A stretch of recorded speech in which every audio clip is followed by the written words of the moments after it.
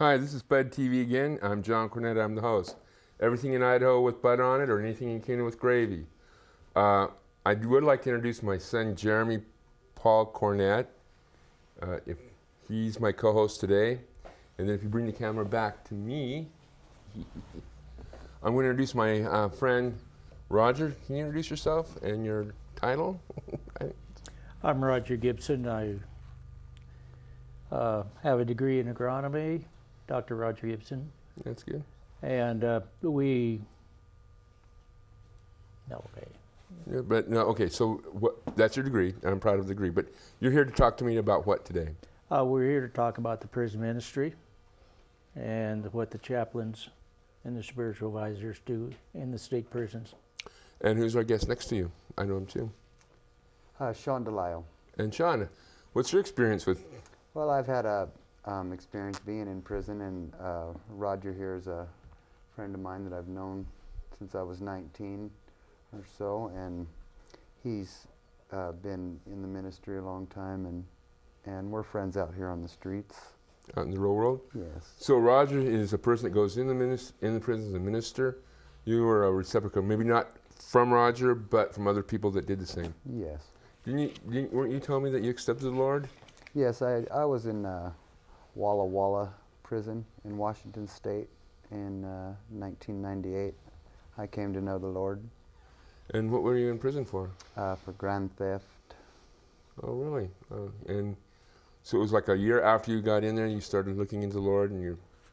Yes, after I had been in there, I had 8 years I had to do in Idaho, and I met the Lord there and continued my walk after I got out. Okay, so now, were you ever in prison here in Idaho? Yes.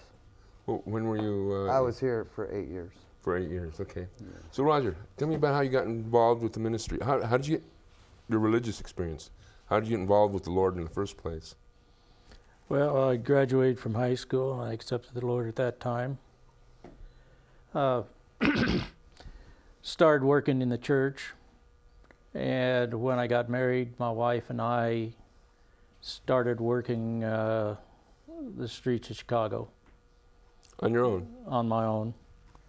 And my 2 sons were involved in that. And we helped out the youth of the ghettos and bringing them in and giving them something to do so they would not be going into the gang activities and stuff in that area, in the Cabrini Greens area. God's gang, right? Mm-hmm. Yeah, that's good. Now, growing up, you said you were adopted by a family? Yes, I was adopted when I was 2. I grew up with a family over at Kuna. And they were pretty religious? Pretty much. Grew up in the Methodist Church, and after I left the Methodist Church, I went into the Assembly of God Church and started working a little bit towards the ministerial end of things, working with the different churches. I've helped establish 3 churches and helped solve issues in 2 other churches. Well, that's good. So you're a church counselor. But no, and so let me sum up what you're saying is that even though you were adopted you were lucky enough the Lord led you into a family that had God as a prime focus point. You were educated in the public school system, but you still got your theological training. Well, not theological, but spiritual training at home and at church on Sundays. That's correct. Your mom and dad probably were involved in the Methodist Church in Kuna. I live in Kuna. Yes. So I know a little bit about the Methodist Church. In fact, last time I talked to them, they had a lady minister. So from there, you went to college, but you still had an yearning to help to serve the Lord. You kept involved in your church. Yes, I did. And so now you've had outreach for young, troubled people. Now you're helping adults. And you're telling me you were helping out people in jail as well in the pen? Okay, I work also, I help people as I'm notified from Payette County to Elmar County in the jail systems. I teach a class Monday nights at the Idaho Department of Corrections at the farm. Now, what is these classes? It's like Bible class, or is it baptism class? IDOC is a Bible class and kind of a counseling a little bit. Those in the jails, I make contact with them and counsel them as I can, help establish it, give them an idea that somebody cares about them. That's good. And also we've started working a little bit with the youth over at the juvenile correction facility in Nampa. You help 'em. Now, Sean, you're telling me your experience now. So you were kind of a rebel growing up. You got along with your mom and dad pretty well? Not so much. No, I was also in a foster home, and I was raised by Christian foster parents. And then when I was 9 or so, my real mother and my stepfather came and got all their children back and brought them back into a dysfunctional home. Okay. And through that, I decided that going to jail and juvenile prisons and prison wasn't any worse than being at home. So I mean, I chose it as a lifestyle. okay, so it was almost like better than being at home, maybe. I wouldn't say it was better, but it wasn't any worse. It wasn't any worse, okay. And so then, so you had a foundation, of a Christian foundation from that foster. And so when you were down and out, you turned to the Lord for help? Yes. And you acknowledge your relationship with Him? Yes. Were there people in Washington, were they coming out to visit you? Obviously it wouldn't be our friend here, Roger, but was other ministers coming out? Yes, most every church, you know, is involved in the prison ministry in some way, shape, or form. Yeah, you're telling me Wicca. Wicca's not a religious organization. It's more of a cult fascist that is given strength by just the members that are in it. They don't really have leaders and But do they have a representative in the prison that can yes, they have representatives that bring them the incense and the things that they need to use it for their for their practice. For their practice, yeah. I wonder if the Buddhists are in the prisons. Okay. So I want to get the correct view here. So then how did you decide to accept the Lord? I mean, had somebody come in and preach to you, or did you go to this Bible study? Well, just by a process of just living my life for myself and not having any stability and always ending up in prison and on drugs. I just couldn't stand to be in my own skin anymore, and I just gave up, and I cried out to God, a God that I didn't know existed and I never believed in, you know, except for Bible stories when I was little. And as the Bible says, that God will reveal Himself to you if you ask Him who He is, and with a pure heart. And that's what I did. And He revealed Himself to me that He was real. And since that time, you know, my life hasn't changed a great deal. You know, I still have all my same problems I had, you know, as a drug addict, and, you know, as being in prison my whole life and being dysfunctional and being able to live on the streets with the mainstream society. I have all those problems still, but instead of turning to drugs now, I have the Bible to read and turn to the Bible and, you know, people that are like-minded. Well, you know, a lot of people, when they'll say, well, you know, Jesus didn't solve this problem for me, or He didn't do this for me, but He's somebody to help us solve our problems. I know a lot of people say, well, we still die, so why is there a God? But, you know, the thing is, to read the original Christians, especially back in Roman times, I read one place that a third of the population die in a year or in a few years. It wasn't uncommon. Life expectancy wasn't that bad. Right. The difference is, like one of the Christian bishops was writing saying, at least we know where we're going to go. Everybody else is not going to go to a paradise. Life and death was more of a reality than they have here in America today. And so, and what I'm trying to say with that is, even though you're going to still have problems, God gives you a way to work it out. And it might be a better way than just taking drugs or taking alcohol. It's absolutely a better way. But now, so with ministry from our friend here, these do send hope to people that are in the pen? They're not forgetting about? Yes, absolutely. A visit from, you know, somebody that just a perfect stranger to come see you, you know, take time out of their day every day, you know, and to come see you, you know, somebody that you don't know, that means the world to you when you're in there seeing the same old faces every day, all day long. What was a day like in the pen?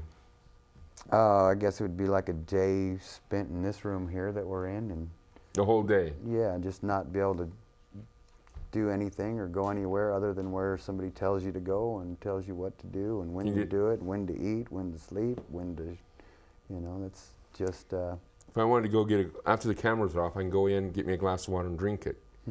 Would I have to ask permission to go do that? No. Or have to go to the No, bathroom? it's not like that. It's basically like the Army, except for the people that are in prison aren't serving their country. They're actually weighing down their country. Okay. So, I mean, it's ran the same way, though, military style. You have direct orders to go to point A to point B to point C, be where you're supposed to be at all times, you know, just like the military would be. that helps control the people. Yes. Jeremy, do you have anything to say yourself? Suggestions or questions? Well, no. Pretty much the small amount of time that I spent in jail, you know, you were given the opportunity to, you know, eat, but only if you woke up on time. They wouldn't actually, you know, try to give you a warning as to when it was going to be. They wouldn't even try to let me know it was time for me to take my meds. And so if I wasn't awake at that time, then I would miss my meds and stuff. And so...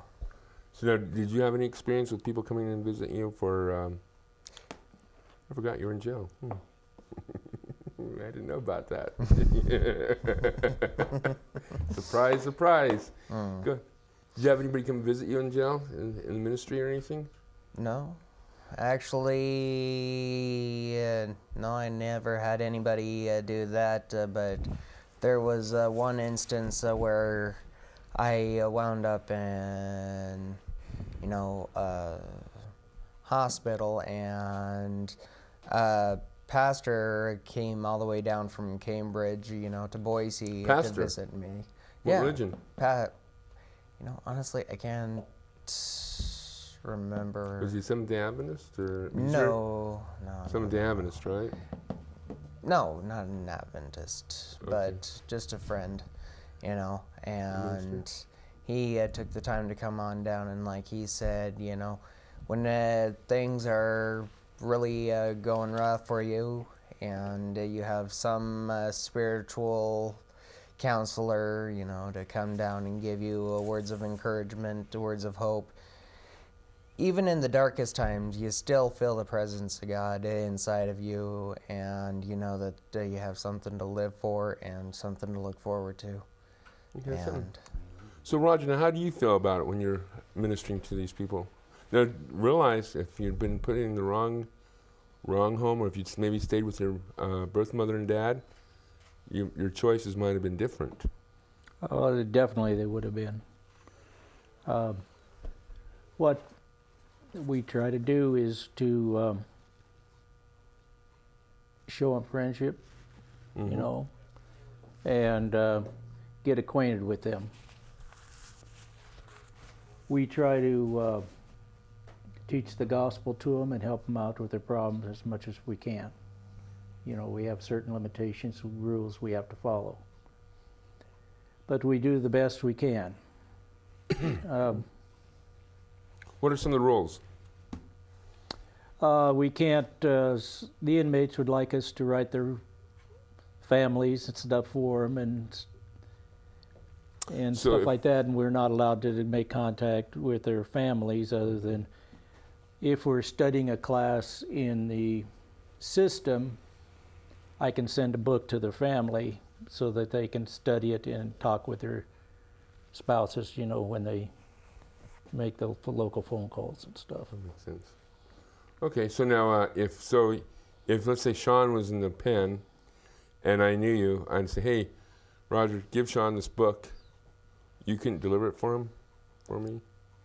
When you go out to visit him, you were visiting him? No. No, we could not. What you'd have to do is have the book sent from a publisher or a bookstore. A brand new book? Yeah, directly to Sean. Directly to Sean. You know, and then they would check it over and put his name in it, and that would be his book, you know. because if he didn't have his name in it, then they'd confiscate it. Because it would be maybe stolen or something. Yeah. How about if I give you $5 and say, give that to Sean when you see him again? Would that be legal? No, it would not be. Not allowed to pass anything from the volunteers, not anything. Not anything. A pencil, not money, not a phone number, not messages, anything. They're there strictly for the certain purpose of sharing the gospel, With you. reading, and educating. Anything devious from there is against the rules. But now you said the Wiccans could get their religious supplies from their members out on the... Right. Yes, they could, just as Catholics can get their beads in, and Okay, so... we can get our books in, you know, to teach out of and stuff like that. Okay, so religious paraphernalia that's related just to your purpose is allowed in? Yes, and then we can also donate to the prison library. A particular book? And then A if the person particular wants... book, you know, through out. the religious coordinator, they approve of it and then stick it in the library. I used to know a pastor's fan that said he was a chaplain out there for a while. What is the diagram? Do they have an employee that is a chaplain or a religious coordinator? Well, they've removed the name chaplain because of the lawsuits, I think, of the ACLU. And it's a religious coordinator because it's Christian and non-Christian groups that he regulates. It's like we said, Wicca or Buddhist. Yeah, Wiccan or Buddhist or Muslim or American Indian. Native. We all share the Native same building. We have to all Yeah. share the same buildings and have services at different times. That makes sense. Well, we're all a big community. So, so then what's it like for you when have you had people actually accept the Lord? Yes, we have, and front of that's the reward I get out of it. What was it like? Can you kind of set the stage? I don't want to hear any names because that would be breach of privacy, but... Yeah. No, we talk to the people, you know, we've led several to the Lord. But what's interesting with the group that I work with, most of the people come into the chapel having accepted the Lord because they were led by the people we have taught. So you see a ripple effect then? Yeah, because we tell the guys, you know, we can't go out in the general population there at the prison and evangelize or anything like that, but you can. So did you notice the difference between other inmates that accepted the Lord and the ones that didn't, Sean, when you were in the pen? Yeah, there's a little bit of a difference. They're more outgoing. They have more goal oriented, and just people. There's a little bit more hope in them. You know? A little more sense of Absolutely. purpose. Yeah, more purpose, is hope, and they're just not, you know, beat down by the fact that they're, you know, in prison doing time for something they've done wrong. They have hope, and That's good. you know, and that's really what sets them apart. It's if my son did something wrong, heaven forbid, you wouldn't have to worry about this court, you'd have to worry about me. Anyhow, and he ended up having to go to pen. What would be advice for you to give to him?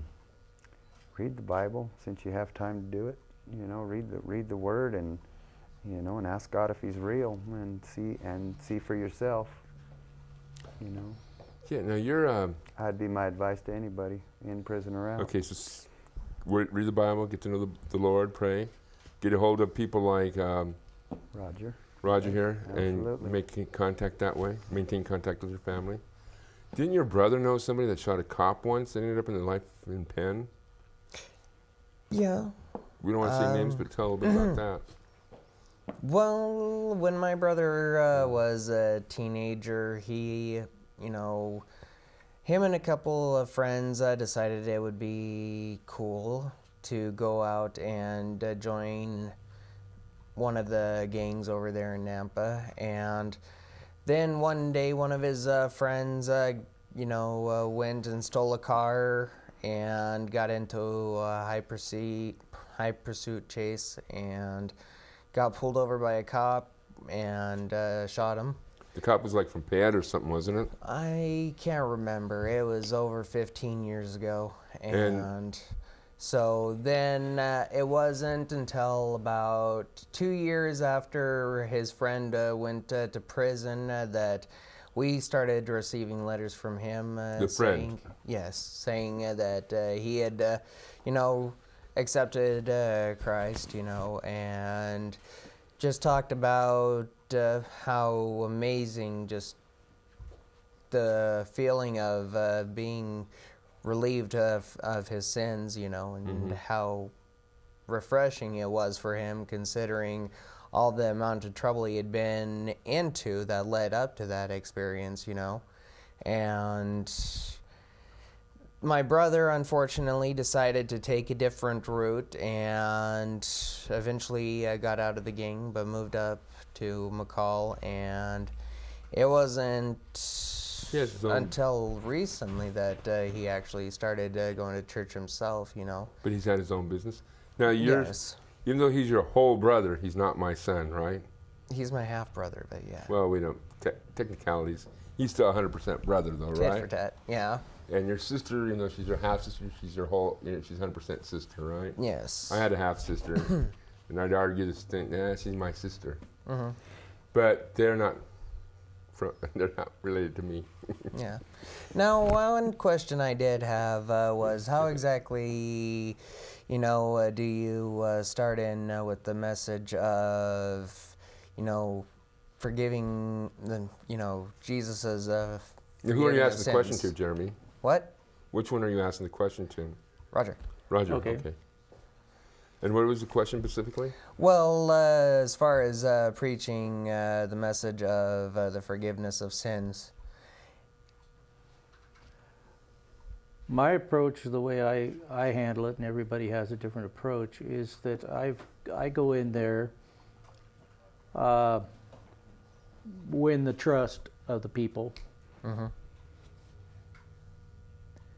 and from that point on, you know, I read them the scriptures on what they're dealing with, and we study the scriptures and explain them to them.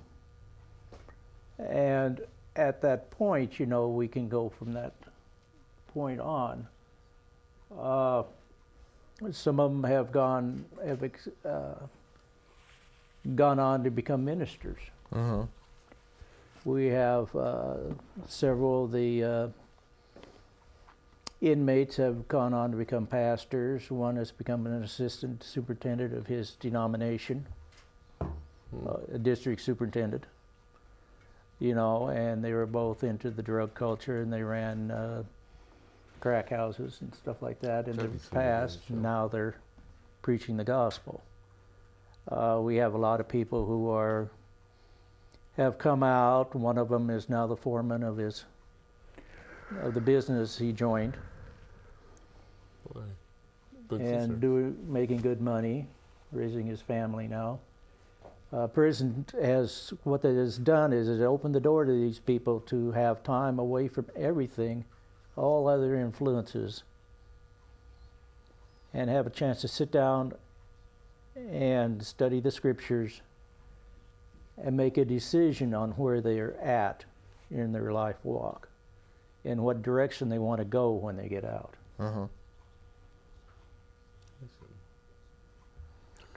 And when you see something like that, you really feel like well, you told me this is the job you like the best, right? Yes. You're retired from your agricultural studies, and now you're growing seeds for God, right? Yeah.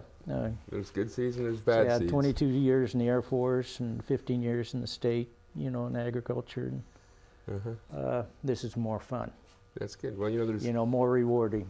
There's good seeds we have in us. We have bad seeds, and it's what we water and we nurture that will grow into what we want to grow. Okay. I do want to take a chance to say thank you for my Boise State camera crew. Camera 1 is Chris. Is that right? Chris over there. Kelly's camera 2. Matt is, of course, my friend Matt, is 3. Floor director is Nick. Am I close? And of course, I do that because this is Spud TV. It's amateur TV. We're not competing with Channel 6. This time I'll say Channel 6. However, we do want to have some sense of professionalism. We are trying to always. Dr. Lowell, a German psychologist, once said, "It's better to have progress over perfection."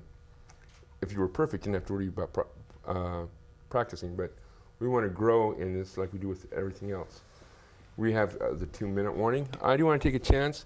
I've worked in home health care as a this gentleman that had emphysema. He was 80 years old. He was perfect health, just bad lungs.